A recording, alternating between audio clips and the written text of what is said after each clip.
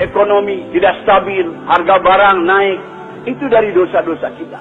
Kita paling pandai menyalahkan kepada penguasa, kepada pemerintah. Padahal disebutkan dalam hadis, naiknya harga barang itu berasal daripada dosa kita hadirnya. Semua harga-harga barang ini Allah yang atur. Jangankan perkara yang besar hadirnya mulia. Harga naiknya harga garam, cabai, bawang di pasar, itu berdasar ketetapan Allah. Tidak ada harga barang yang bukan ketetapan Allah. Apalagi barang-barang besar. Kita salah hadirnya mulia. Naiknya sesuatu harga barang, demonstrasi kepada lembaga tertentu, mengganggu masyarakat dan lain sebagainya. Sholat tidak. Tidak mungkin hadirnya mulia. Kata ulama, andai kata demonstran ini, demonstrasinya kepada Allah, masing-masing di rumahnya bangun di tengah malam, mohon kepada Allah, Allah akan turunkan ini harga. Tapi tidak mau, jangankan tahajud, sholat wajib saja dia tidak mau. Bagaimana Allah akan turunkan harga? Kita minta kepada lembaga tertentu yang tidak bisa menurunkannya.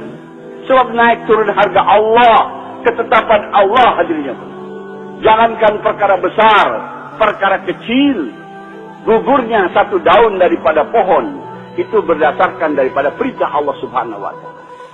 Segala musibah bencana yang datang kepada kita ini dari dosa-dosa kita. Allah berfirman dalam Al-Quran, Zaharul fasadu fil barri wal bahri bima kasabat aydin nas. Telah terjadi kerusakan bencana di daratan dan di lautan dari akibat amal buruk manusia hadir. Jadi bukan secara ilmu pengetahuan.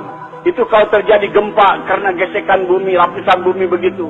Kalau tsunami begitu, udah. Semua atas perintah Allah.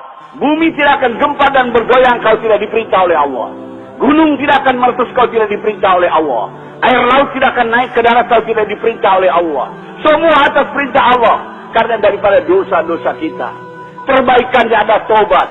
Kita taat kepada Allah. Akan Allah perbaiki segala keadaan di hati.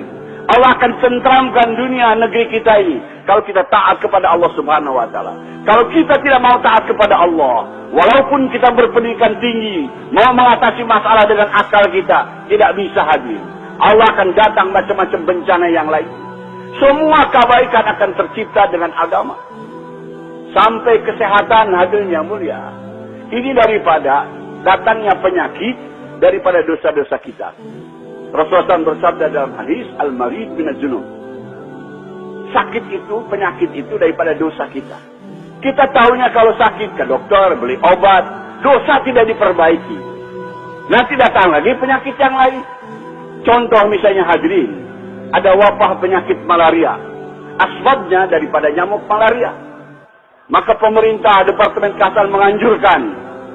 Jangan ada air yang tergenang. Got-got bersihkan. Masyarakat lakukan seperti itu. Got-got bersih, air tergenang tidak ada. Tapi dosa tidak dihentikan. Allah datangkan nyamuk yang suka, yang senang hidup di air yang bersih. Yaitu nyamuk demam berdarah. Lebih jahat daripada nyamuk malaria hadirnya mulia. Tidak bisa menyelesaikan kita. Selesaikan masalah dengan agama. Tobat dengan taat kepada Allah. Allah yang akan menyelesaikan.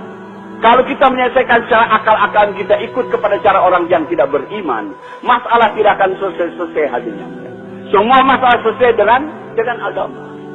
Kita juga ingin di dalam negeri kita ini ada pemimpin yang baik, pemimpin yang jujur, yang taat, yang tidak korup.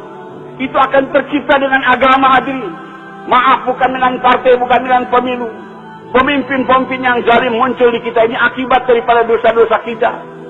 Allah berfirman dalam hadis qudsi, wahai hambaku, jangan kamu mencaci maki, menyalahkan penguasa dan pemimpin-pemimpin kamu. Karena hati mereka itu di tangan aku, kata Allah. Kalau kamu taat kepada aku jadikan mereka adil, lembut, amanah, tidak korup. Tapi kalau kamu tidak taat kepada aku, Allah jadikan mereka zalim. Allah jadikan mereka tidak amanah, korup dan sebagainya. Dari akibat dosa-dosa kita hadirin. Penting ketaatan kepada Allah untuk menjaga segala sesuatu. Sampai-sampai hadirnya mulia kalau diteliti secara hadis. Di rumah tangga kita, anak membantah kepada kita, istri membantah kepada kita. Itu akibat daripada dosa kita.